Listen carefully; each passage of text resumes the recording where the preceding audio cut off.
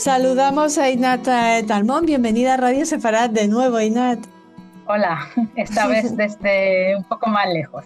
Sí, desde Israel, además de fomentar el diálogo cultural entre España e Israel, bueno, te dedicas, Inat, a ser consultora de crianza primaria. También eres autora de la Guía Israelí de la Lactancia, consultora de lactancia y directora del blog sobre maternidad y lactancia en el suplemento de crianza del diario Haaretz. Nos ha parecido que eres la persona indicada, querida Inat, para hablarnos de ese boom o no de la maternidad, del nacimiento de bebés en Israel, que estamos bueno, siguiendo en las noticias, en las redes. ¿Qué diagnóstico harías de la situación? ¿Qué fotografía nos muestras? Israel siempre destaca en natalidad alta, también quitando las poblaciones ortodoxas, ultra ortodoxas, Haredim y la población árabe. Eso es en comparación con el mundo occidental. Otro dato muy interesante es que mientras que en el mundo en general natalidad alta está relacionada en correlación opuesta con estudios de mujeres sobre todo, en Israel hay correlación entre altos estudios y número alto de niños. O sea, cuanto más niños tiene una mujer, más estudios tiene o lo contrario, lo cual es un dato muy interesante. Pero eso es hablando de tiempos normales y corrientes, ¿no? No en tiempos de guerra. Pues los primeros bebés después del 7 de octubre en Israel evidentemente nacieron de madres que ya estaban embarazadas cuando la tragedia y los bebés nacieron unas semanas, unos meses después, algunos incluso de mujeres que han sido evacuadas de sus casas, ¿no? En los kibutzim en el sur y dieron a luz y los niños crecieron en los hoteles. Y hasta recibieron la denominación de bebés de hoteles, porque de repente pertenecían a todo el mundo, ¿no? Ya no a la familia nuclear.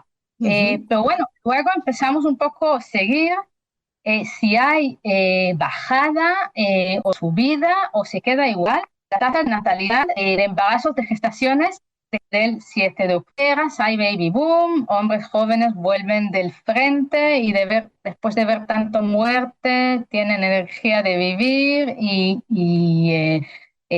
quieren tener familia. Bueno, yo he sido una de estos bebés, en 73, después de la guerra de Yom Kippur. También, bueno, en esas Pero, situaciones te replanteas la vida y lo que es importante o no, ¿no? Cuando te claro, mi padre era enfrentas un oficial de reserva y entonces, por lo visto, volvió con ganas, ¿no? De vivir, ¿no? de vivir De y crear de vida, dar vida. Ujú. de dar vida. Eh, entonces, eso es sabido. Pero en este caso, había una duda, porque esta guerra empezó directamente con la retaguardia. Ahora es más una guerra que transcurre en el frente, pero al principio estaba implicada mucho la retaguardia, o sea, bebés y niños han sido raptados de sus camas, asesinados así. Y entonces sí que se hablaba de que igual este trauma eh, rebaja un poco ¿no? la voluntad de crear vida, ¿no? A este mundo. Ujú. De Eh, formar pero familias, ¿no? de formar familia, ¿no? Sí, Yo claro. me acuerdo diciendo a mis hijas, así como, menos mal que estáis, porque no sé si ahora mismo tuviera hijos en esta situación, Claro. pero Porque resulta que entiendo, sí, perdona, Inat, entiendo que habrá mucha gente que se plantee, pues eso, formar una familia, si va a haber, si es casi seguro que va a haber temporadas en las que la paz esté muy lejana o que vuelva, Dios no lo quiera, ¿no? A repetirse un episodio como el que ha sufrido Israel desde el 7 de octubre, pero claro. Crece en paralelo, ¿no? Tanto ese ansia de vida que decías como ese miedo por formar una familia que tal vez no puedas proteger, ¿no? Claro, y si antes era la bendición cuando nació sobre todo un varón, Ujú. bueno, esperemos que de aquí a 18 años ya no se necesite ir al ejército, pues ahora tenemos clarísimo que ejército va a haber, pero también otra vez estaba implicado la retaguardia. Yo creo que eso es el trauma más grande. Si bien ya se mezclan las muertes de los soldados caídos y de los civiles, ¿no? En la recuenta total.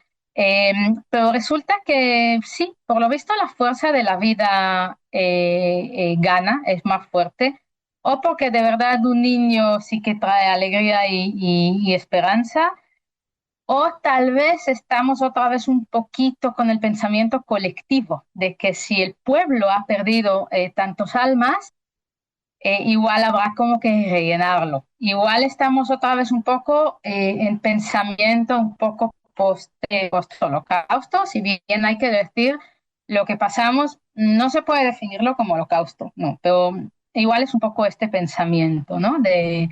Y se nota, pues eso, baby boom, lo veo yo en mis propios ojos, recolecciono datos de colegas que trabajan con partos, dulas y comadronas, y se nota muy bien. Me quiero mencionar un embarazo que se hizo muy famoso, Ujú. fue de Doron Katzacher, una rehén liberada después de 50 días en las primeras liberaciones con sus dos hijas pequeñas y se quedó embarazada unos meses después del quien entonces fue su marido y mientras se separaron, pero bueno, dio a luz. Y eso fue como un signo de verdad de la victoria de la vida, de que una rehén. Y ella misma dijo que no creía que su cuerpo estaba capaz, eh, después de lo que pasó, de Ujú. crear una nueva vida. Así que Muy, sí, una historia que conmovió a muchos. Y Nat, cuando se habla de bebés en Israel y los que hemos estado en Israel, bueno, no sé si nuestros oyentes saben que no es raro que una familia tenga tres hijos, que aquí en España eso ya es considerado familia numerosa, ¿no? Que parece ser el número media sí, de hijos entre la población no jaredí, ¿no? sí. Y también siempre que hablamos bueno, siempre, y siempre que hablamos de bebés israelíes, a mí se me viene a la cabeza ese fragmento escrito por Amos Oz en una historia de amor y oscuridad en el que contaba cómo después de la Shoah, cómo antes del establecimiento del Estado y los primeros años, los ciudadanos de Israel consideraban a los niños un auténtico tesoro y todos los cuidaban, ¿no? ¿Eso Ujú. sucede de alguna manera ahora, cuando tantos niños han sido víctimas, tantos jóvenes? Yo creo que más que nunca, y la lucha también por la liberación, primero de los rehenes que eran niños y mujeres, también lo demuestra. No obstante, yo creo que no hay israelí que no le pasa en la cabeza cuando nacen sobre todo varones, ¿qué va a hacer? O sea, ¿qué va a hacer? Volviendo a solo a situación del ejército que defiende al Estado y que no pase más una salvajada de este tipo como el 7 de octubre. Ujú. Entonces, ¿podemos decir que hay un baby boom en Israel? Por lo visto sí, contra cualquier estadística y lógica tal vez, o no. Y se nota también en que hubo varias temporadas de un programa de reality que se llama Baby Boom, que yo creo que se importó de Inglaterra y que se adaptó al formato israelí en un hospital. Y bueno, y no sé si tenía mucho éxito, pero ya años que no se emitió y de repente se emite nuevamente con los nacimientos después del 7 de octubre. Eh, las críticas que es un poco kitsch, que es lo único que igual que nos ocupamos solo de esto, pero hay crítica también de que estos programas son medicalizando mucho los partos, que deberían ser unos momentos más naturales e íntimos, pero en fin, todos son los niños de todo el pueblo y la gente les gusta ver. nacimientos como una cosa al fin y al cabo optimista. Ujú. Hay muchas mujeres que estaban embarazadas o que han dado a luz sin la ausencia de con la ausencia de sus seres queridos, sus novios, sus maridos, sus padres, sus hermanos. Cómo se contempla esta situación? Me imagino que las personas que estáis implicadas en la crianza primaria habéis visto muchos casos como estos. Sí, las mejores ausencias son simplemente padres que están, sobre todo en la reserva, menos en servicio militar, sino en la reserva por la edad, ¿no? Y las ausencias más tristes son las ausencias de reservistas que cayeron y entonces ya no están para acompañar a la mujer en el parto. Eh, Muchas mujeres pasaron tanto la época del embarazo como el parto y el postparto solas, o que aparecía el marido para el parto, pero tenía que volver al frente. Eh, yo creo que muchas organizaciones así de la sociedad se ocupan de estas mujeres y es traer comida caliente, acompañarlas. Si puedo contar, porque es una historia muy emocionante, una mujer que perdió, que nada más terminar los días de luto de su marido que cayó en Gaza, descubrió que estaba embarazada, tercer embarazo, y dio a luz 8 meses después de su muerte. Estuvo en toda la prensa, ¿ves? Como le gusta mucho también la prensa ocuparse de estas historias. Me salió, tenía el honor, digo, de acompañarla con la lactancia y es muy difícil, es muy difícil la experiencia, ¿eh?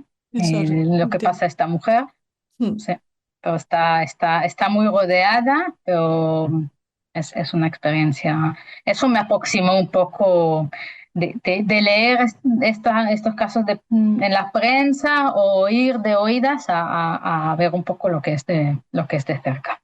Ya. Einat, tú fuiste, como nos decías, una niña de la posguerra del Yom Kippur y habrá muchos niños, muchos bebés, muchos niños y niñas, esperemos que muchos que sean bebés después del 7 de octubre y después de que acabe la guerra.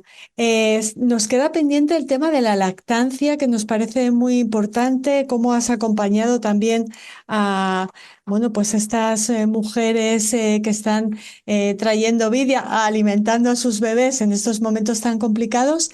¿Lo dejamos para un próximo programa, te parece? ¿O quieres contarnos algo antes de despedirnos? No, lo dejamos. Voy Ujú. a adelantar que hablando de lactancia es hablando de lactar en tiempos de mucho estrés, ¿no? Del papel del banco de leche en esta época y también de cómo trataron organizaciones de lactante y de salud mundial a Israel en esta época. Ujú. Lo podemos hablar más adelante. Estaremos encantados de hacerlo. Te agradecemos mucho que nos hayas acercado a este fenómeno y a estas historias tan de felicidad, pero también de tristeza que acompañan a los bebés que han nacido después del 7 de octubre. Muchísimas gracias, Einat Talmont. Te esperamos en el próximo programa. Gracias. Hasta luego.